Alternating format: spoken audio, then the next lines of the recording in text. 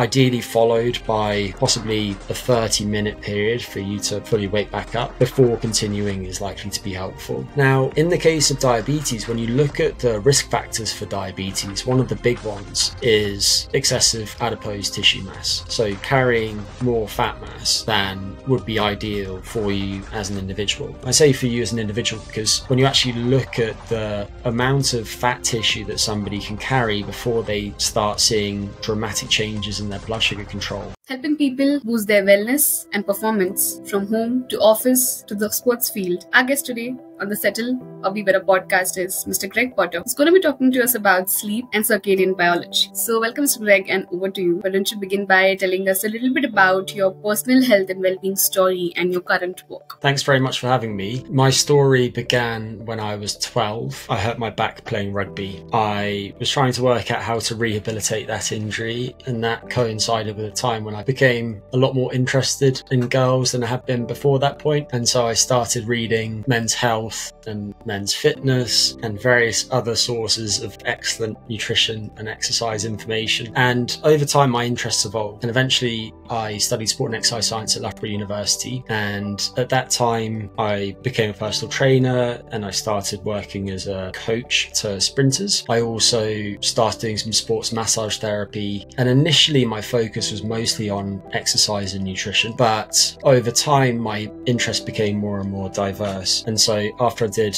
a master's in exercise physiology, I was looking around for different PhD opportunities. And I found some related to sleep. And I ended up at the University of Leeds, and my PhD was really about the intersection between sleep, nutrition, and metabolic health in adults. And about halfway through my PhD, I began working with a US-based company named HumanOS, creating various different types of educational content, blogs, podcasts, guides, that kind of thing. And since my PhD, I've worked in many different roles. Some of those have been education-based. Some of them have continued the coaching work that I've been doing now for about 15 years. Some of them have been more entrepreneurial. So in 2020, I co-founded a nutrition business, and I'm currently working with a US-based startup leading the formulation of some products designed to maximize health span and potentially increase lifespan too. But I have my fingers in lots of different pies, and I sometimes say that I work 8 part-time jobs because I bounce between various things. But the theme that runs through all the work that I do is using lifestyle interventions to help people sustainably feel and perform better. And since this is a podcast, I'll mention that I also host my own podcast, which is named Reason and Wellbeing. And I haven't released any episodes in the last few weeks because it's been a particularly busy time for me, but I really enjoy that. And if you're interested in these subjects, then I think that some of the listeners might enjoy that too. Amazing. That's really amazing to know. And it's the need of the hour to have more speakers like you talk about something so important to everyone right now, which is health. Everybody's goal every year, some of the other way is to have good health, but somewhere or the other, we don't know where to begin, right? And today, since our topic is sleep and circadian rhythm, so most of us have an understanding of sleep, which is very basic. That we would say we need 8 hours of sleep. People would divide that throughout the day.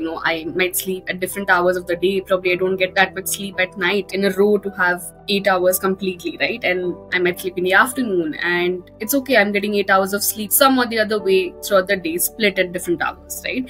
And because I've had so many friends also happen to have long working hours, desk jobs, corporate setting, and of course, they're someone who are really active, but when they work out, the timings might be very late. Like they might hit the gym as late as 10:30 or 11 at night, because that's where they can manage. Might also end up eating a very heavy meal after that. So while they're doing so many amazing efforts, putting in these efforts for their health and well-being, some way or the other, we don't have a great understanding of circadian rhythm, right? So to begin there, how can we best understand what is circadian rhythm and how can we work around? Circadian rhythms, repeatable daily fluctuations in our biology and hence behavior that are driven by an intrinsic timekeeping system. So they're not just a product of the behaviors that we engage in, therefore just responding to those behaviors. And instead, they're driven by a system of biological clocks in cells throughout our bodies. The purpose of that system is to optimize our biology according to time of day. And also it's to separate the timing of various different processes, because if you think about this in terms of energy metabolism, then it will be very costly for an individual to try and do everything all at once, all the time. And so instead, us being diurnal or daytime active species, our bodies are optimized for physical activity and therefore procuring food and then digesting and metabolizing that food during the daytime, whereas at night they are optimized for resting and fasting and various different restorative processes during sleep to basically repair some of the damage that's taken place during daytime activities, but also to help us better understand those experiences that we had during the day so that we can better anticipate changes in the world in the future, optimizing our survival and ultimately our reproduction, because like so many aspects of our biology, ultimately the system of clocks that we have and the rhythms that it generates to optimize Darwinian fitness, our ability to pass on our genes. The problem is that nowadays there are various different environmental cues that can disrupt our body's clocks, and you spoke there about some of them when mentioning somebody who goes to the gym late after a long day at work and then consumes a late meal after that. I mention because within that example, there are 3 different time cues that are very important to understand. And when I say time cue, what I'm referring to is that left to its own devices, your body's clockwork doesn't tick at precisely 24 hours each day. On average, the human circadian system is slightly slower than that. It ticks at about 24 hours and 12 minutes across different people, but some people have faster clocks and they tend to be early birds, and some people have slower clocks and they tend to be night owls. And so because it's not ticking at precisely 24 hours, it has to be reset each day. And the things that reset it are these time cues. And the most important one for the human clock is the light-dark cycle. But some other time cues that influence some of the clocks in the system are patterns of physical activity and when we eat and when we fast. And so if you have somebody who's going to the gym late at night, they're probably being exposed to bright lights in the gym, which are probably quite rich in short wavelength light, which we can come back to, but that's particularly able to shift the circadian system. And they're also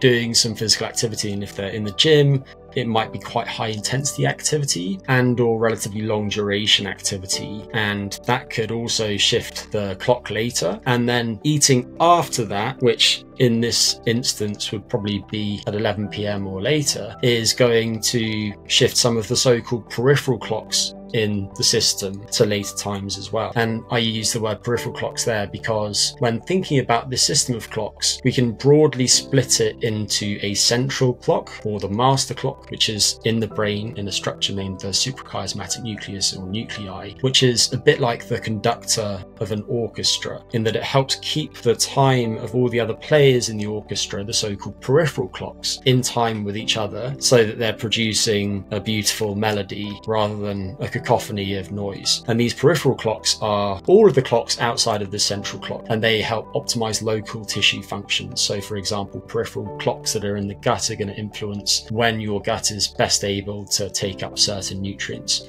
Clocks in your skeletal muscles are going to influence the temperature of those muscles and how well they're able to produce force. Clocks in your chondrocytes in your cartilage are going to influence the tissue functions there, and the list goes on. So I'll pause there because there was a lot in there, but I just want to drill home the idea that thinking about this in the context of evolution, we would have had very discrete time cues each day. In our daytime would have been characterized by lots of exposure to sunlight. Our night times would have been dark. During the day, we would have been physically active to get food, and we would have eaten during the day, and then we would have rested and fasted at night. And the fact that we now live in a 24/7 society seems to be contributing to lots of different chronic health conditions, in part through disruption to this clock system. Absolutely. Wow, that was a very detailed explanation. I mean, we've had several episodes on sleep and some way or the other on circadian rhythm, but this has to be an amazing explanation to the same topic, and very detailed one. Thank you for sharing that with us. And there's also something interesting you talk about, which is optimizing work hours with chronobiology. What is that exactly, and how can we, individualize this thing for us? In my previous answer, I mentioned that there are early birds or larks and night owls or late types. And that is due in part to the fact that different people's clocks tick at different speeds. But it's also due to things like when people are exposed to light each day, how much time they spend outdoors, when they're physically active, and so on. Within people of the same biological sex and the same age, there is variation between these individuals in their clockwork, making some people early chronotypes, or those early birds, or late chronotypes, or those night owls. And if we think about this in the context of the modern workplace, then lots of people nowadays work shifts, depending on where you are in the world. Something like a fifth of the workforce work shifts. And when you think about these chronotypes and people at the far ends of the chronotype spectrum, the extreme early birds or the extreme night owls, then those people are going to find different work schedules very different in how strenuous they are. For example, the extreme night owl is going to despise the morning shift because that is the time when naturally they would probably be inclined to sleep. Whereas the extreme early bird is going to despise the night shift because that for them is their sleep period. And so in the last few years, there have been some studies that look at the personalization of shift schedules according to people's chronotypes. And while the research on this is preliminary, some of the work by people such as Saline Vetter has shown that if you remove the most strenuous shift for a given chronotype, so you get rid of the night shift for the early birds, get rid of the morning shift for the night owls, then people have higher job satisfaction, report sleeping better too. And so I think where we're going is towards an understanding of how to change people's work schedules based on their preferences, but also based on their family commitments and so on, and their chronobiology, their body's clocks, in order to support their overall well-being. And even outside of the extremes of shift work, if you think about somebody who's not working a shift, some of those workplaces are going to enforce very strict work hours. So maybe here in the UK, typical work schedule is 9 till 5. For the night owl, trying to get up on time to do whatever they have to do before work might be quite hard for that person, and they might therefore end up losing sleep because they've got to set an alarm each day for 7 a.m. and they really struggle to fall asleep before midnight. So they've got a 7-hour sleep opportunity, but they feel like they need 8 hours of actual sleep to feel their best each day. And so I think being progressive and thinking about having more flexible working systems, even within the context of these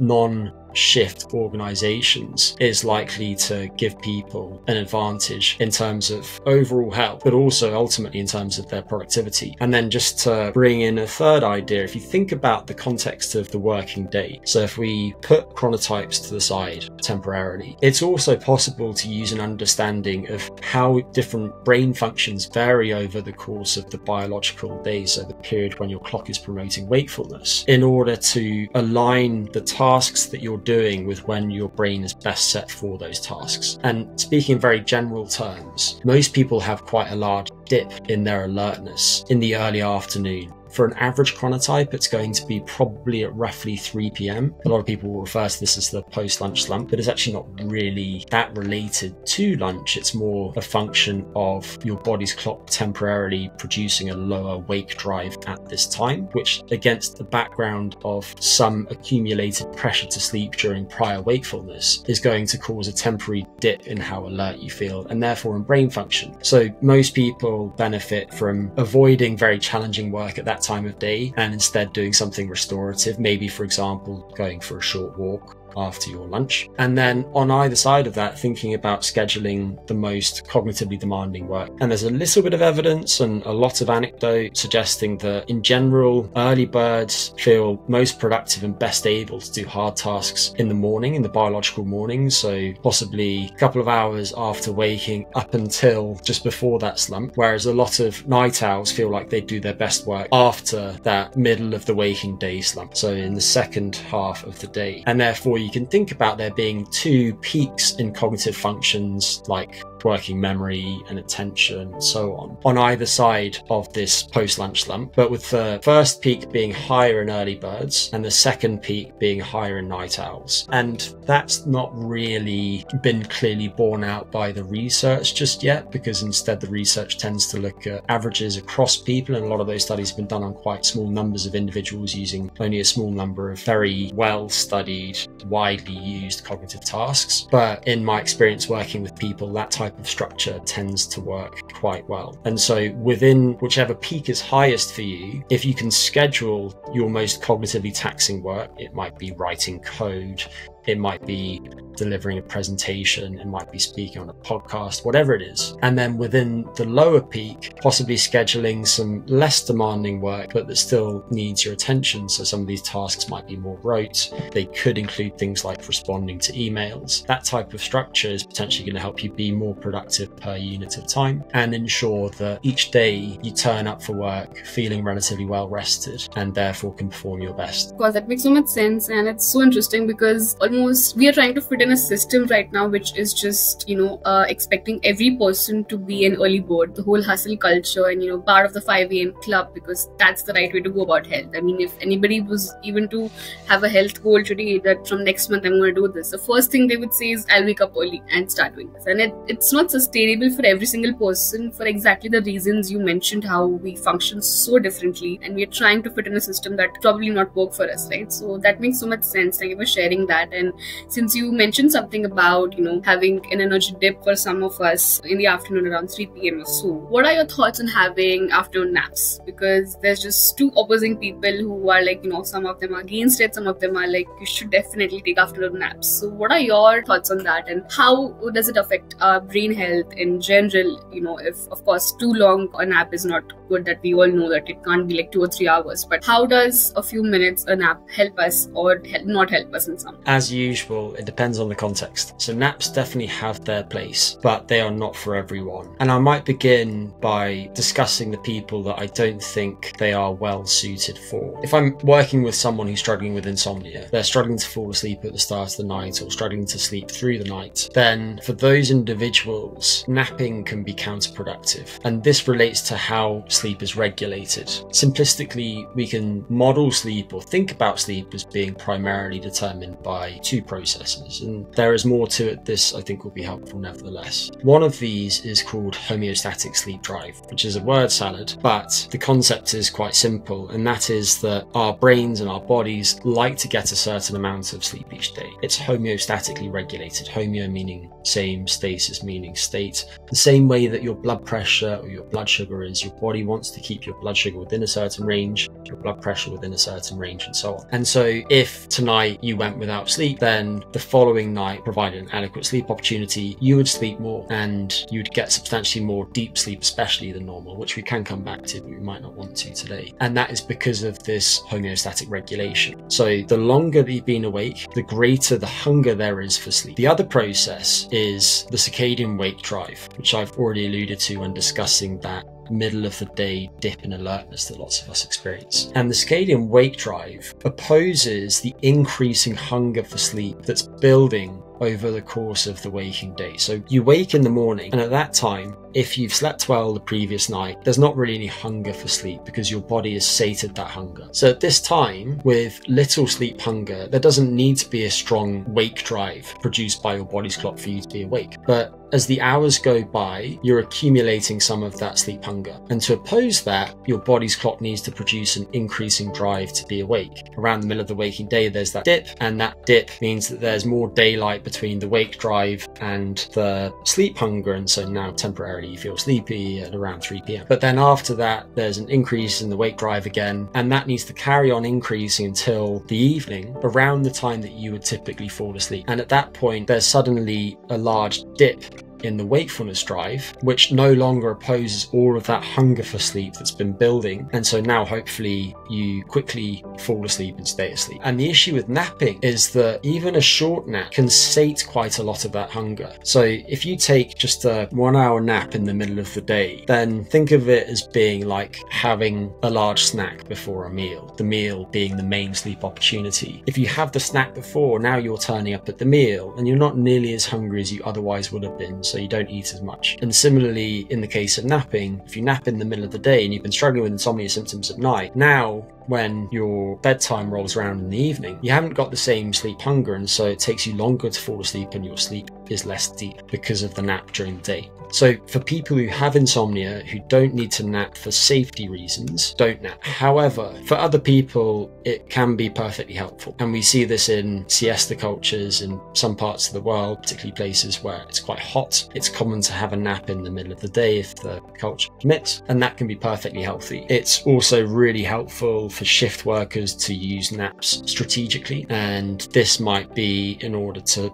support wakefulness and cognition and ultimately safety during a particularly strenuous shift or during an extended shift. For most people who aren't working shifts, I think main reason to use a nap is for safety reasons. So if, for example, you were driving home and you were short on sleep after a long weekend and you stayed out late one night and you noticed that as you were driving home in the evening, you started feeling a bit drowsy and you could feel your eyelids becoming more and more heavy. At that point, the smart thing to do is to pull over, to set an alarm for probably 25 minutes later or so, and to have a nap. And for that type of safety nap where what you're looking for is a rapid boost in your alertness, I think a nap containing roughly 20 minutes of actual sleep is probably ideal. And that's because you are going to be substantially more alert after it, but because the nap is brief, you won't necessarily have any deep sleep in the nap, and that means that when you wake up from the nap, you're not waking up from deep sleep. And the issue with that is that it can lead to a lot of what's called sleep inertia, which is the thing that produces that groggy feeling that you might have experienced if you've ever been woken up from a deep sleep. Because if you do have that kind of sleep inertia, you should then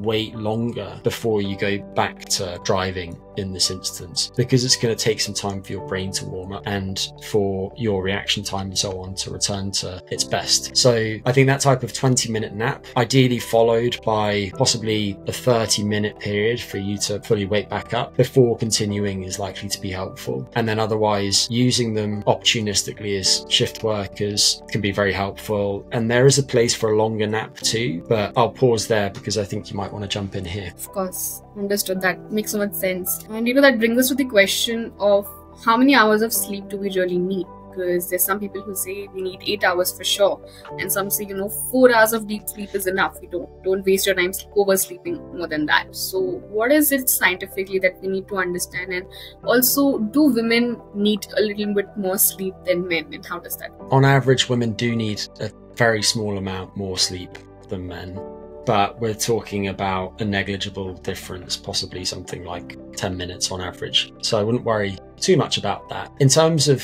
sleep needs, the way that I would think about this is your sleep needs are going to vary over the course of your life. And in general, your ability to actually generate sleep is going to decrease over the course of your lifespan. That's not strictly true when you look at the individual sleep stages and how time spent in those stages fluctuates. But in general, newborns sleep the most, who sleep more than kids, who sleep more than adolescents, who sleep more than young adults, who sleep more than older adults. So bear that in mind. But within people of the same age and the same biological sex, there's variation in how much sleep people need and can generate. And while when you look at the National Sleep Foundation guidelines, you'll read that for most adults between the age of 25 and 64, people need 7 to 9 hours of actual sleep per night. You'll also notice that when you look at the guidelines, they mentioned that there are some people that only need 6 hours and there are some people that might need 10 hours. And so if you hear someone say everyone needs 8 hours of sleep, it's complete nonsense. There are people who are genuinely short sleepers and genuinely long sleepers, but those people are in the minority. There aren't that many of them. With that said, the amount of sleep that you need as an individual on a shorter term basis does fluctuate. If, for example, you are quite sedentary, your work isn't that cognitively demanding, you might find that you don't need that much sleep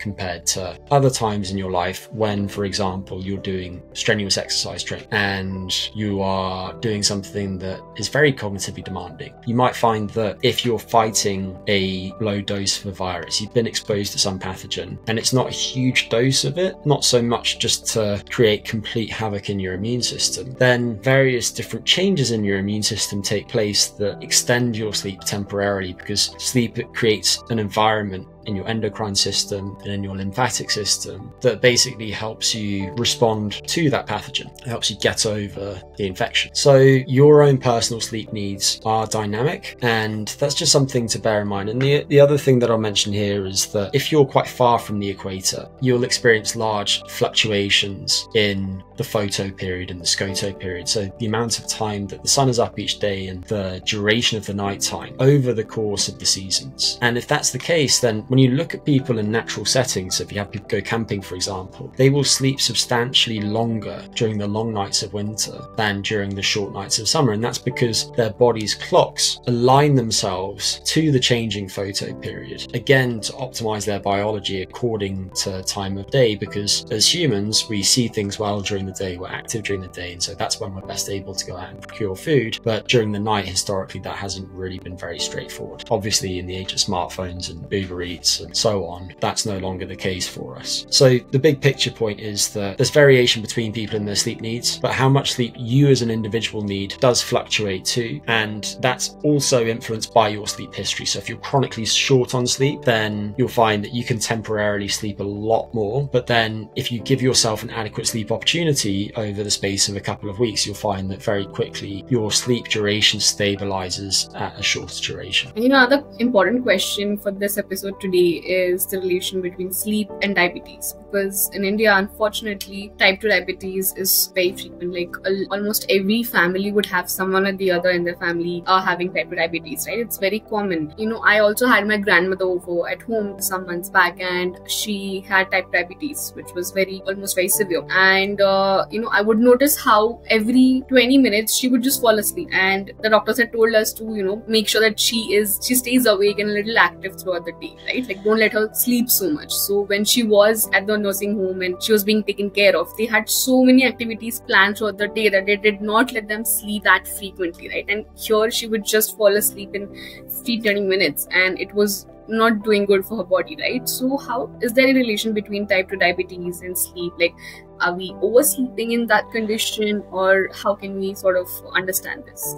Yeah, it's an interesting question, and you will get quite different responses from different people who have studied sleep. My own personal perspective is that at the level of the individual, it's not really possible to oversleep. And instead, when somebody sleeps substantially longer, it's normally because their bodies are generating the sleep state, which is then helping the person respond to some sort of pathological change that's taking place in the body at that time, which in the case of a lot of these chronic conditions is going to be something to do with chronic inflammation. And that's likely true of diabetes, but also conditions such as depression. Now, in the case of diabetes, when you look at the risk factors for diabetes, one of the big ones is excessive adipose tissue mass. So carrying more fat mass than would be ideal for you as an individual. I say for you as an individual because when you actually look at the amount of fat tissue that somebody can carry before they start seeing dramatic changes in their blood sugar control, there's large variation between people. There's a concept named the personal fat threshold, which has been put forward by Roy Taylor, and some of his work has been really illuminating in this respect. There are some people who can become very obese before they develop diabetes, whereas other people don't need to be nearly so heavy before they develop it. And actually, if you look across people from different ethnic backgrounds, then people from places like India do tend to develop diabetes at a lower body mass index than people who are Caucasian like myself. So in the case of somebody who's experiencing long sleep and diabetes, I wouldn't just be thinking about the diabetes itself, and I'd be thinking about what might be upstream of the diabetes. And in many instances, that would be because somebody has a lot of fat tissue. If they have a lot of fat tissue, then the circumference and the mass of the neck is going to be higher. And what might be taking place is that their upper airway is collapsing during sleep, and that can produce something called an apnea, which is basically a temporary cessation of airflow, or a hypopnea, which is where there is some airflow, but it's substantially restricted relative to normal. And if you have lots of these apneas and hypopneas during sleep, then you might have what's called sleep apnea, and that can dramatically increase risk of diabetes and all sorts of other metabolic issues too. And so for somebody who has diabetes and who's very sleepy during the day, I immediately start thinking, I wonder if this person has sleep apnea, because